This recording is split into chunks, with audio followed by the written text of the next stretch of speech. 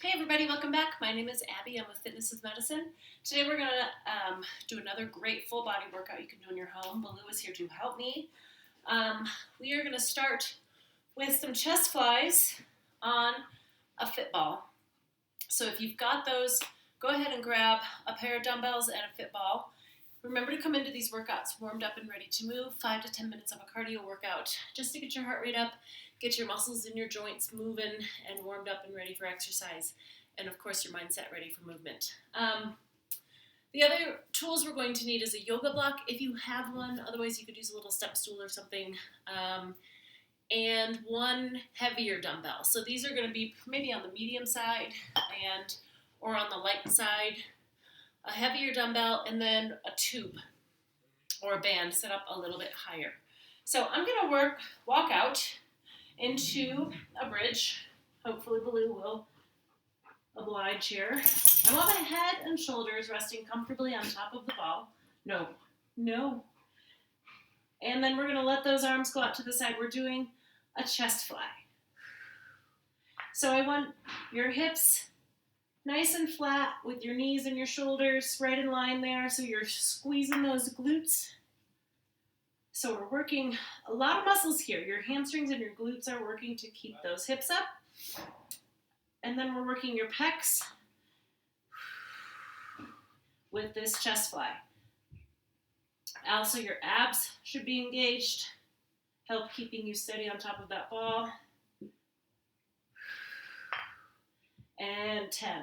If you are doing this and it's hurting your shoulders at all, you can also bend your elbows a little bit. Just keep that angle about the same while you're doing that exercise. Oh, Baloo's excited. Okay, next we're going to do a split stance squat. No. So what I want you to do is get your feet pretty far apart, like you're taking a nice long step, even longer. Do this next to a wall or something sturdy so you can use it for balance. I'm going to grab my heavier dumbbell as well. And we're going to go down into a lunge. So this is called a split stance squat or a static lunge. What I want to make sure that happens is that your weight is in your front heel and you drop straight down, just like you're going to kneel down. And then come back up. So 2. And you can do this in any range of motion that is pain-free and comfortable. 5, 6,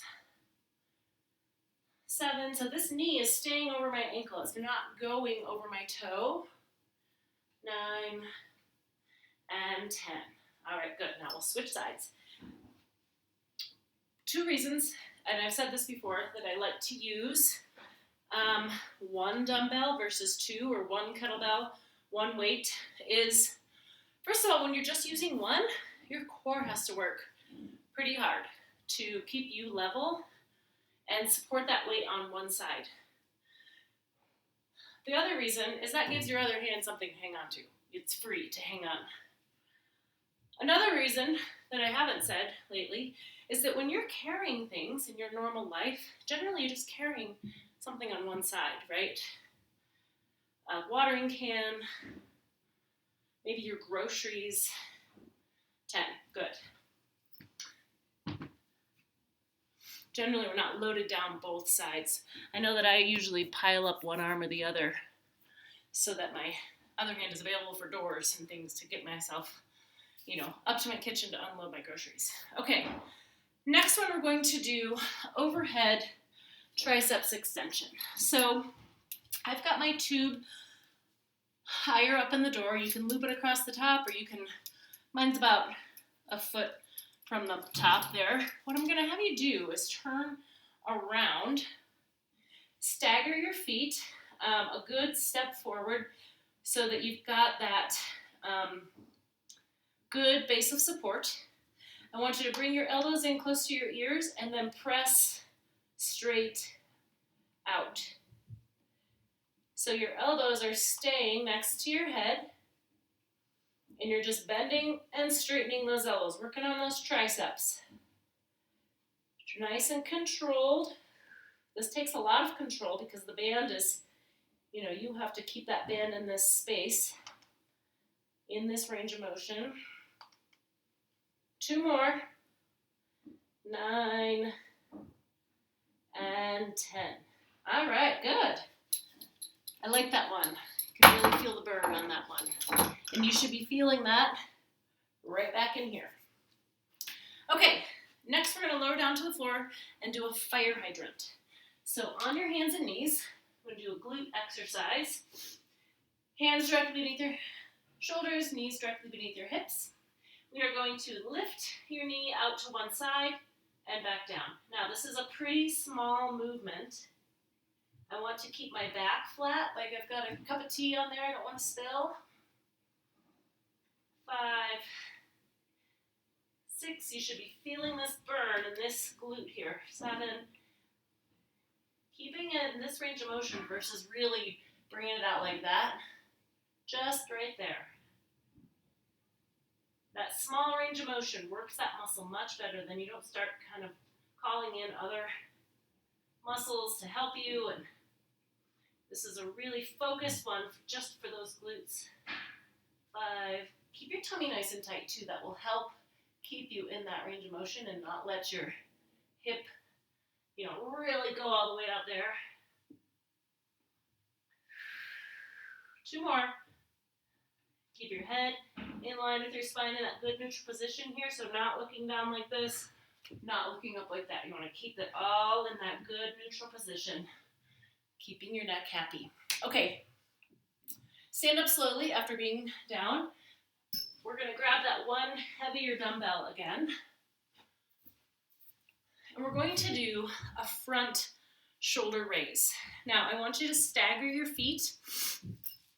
So, still the same distance as if I was standing. Just step forward, contract those abs. Use those abs for this one. We're going to lift this straight out in front of you. So I want this to be very slow and controlled. When you lift a weight out in front, it can put a little bit of a load on your lower back if you're not prepared for it. So if you know you have low back pain, maybe sit for this one. You could sit on a ball, you could sit on a chair, or really start here with that staggered stance, really tight here, just like someone's gonna punch you and you kind of brace for it. That's what I want. That's what I want for that core tightness. Shoulders down and back to start. Lift it out. Nice and slow, just up to about chest height, no higher. 5, whoops, I think that was 3. So I'm really engaging my abs when I get it up to here so that my back doesn't have to take it. Working your shoulders here, but I really feel my abs quite a bit. If you do feel it in your back, you can make this a shorter lever, but don't make it into a bicep curl. So you can make it a little shorter, or grab a lighter weight, or sit down and rest. All right, good. That's a challenging one. That's one we haven't done. Okay, finally, we're going to do toe taps onto a yoga block. If you don't have a yoga block, you can use a step stool like I was using the other day. You can use anything where you're stepping your toes up on top like this. We're going to do toe taps. Now, the benefit of a yoga block is you have to do it so gently so it doesn't tip over. So first of all, there's 3 different levels to a yoga block, right? So you can do it just flat side, you can do it turned that way, or you can do it turned all the way up like this. So I'm going to do it right in the middle, and I want you to start kind of slowly, just gently tap the top. So we're working on weight shifts a little bit here, a little bit of control, and then if that feels pretty easy, you can increase the speed a little bit. And I have people say, well, can I just not touch it? I mean, you can, but the challenge is to do it so gently that it doesn't tip over. So if you don't have a yoga block, that's fine. You can use, lots of other different things and still get the benefit of the exercise.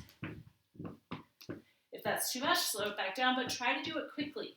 Work on it for about 30 seconds, 45 seconds, and then rest. Okay, go through all those one or two more times, add a little cardio in between, and remember to follow with a good cool down and stretch. If you please, if you need any alterations or substitutions, let me know, and you can message me in the comments below, or you can private message me as well. Have a great workout, everybody. Thank you so much.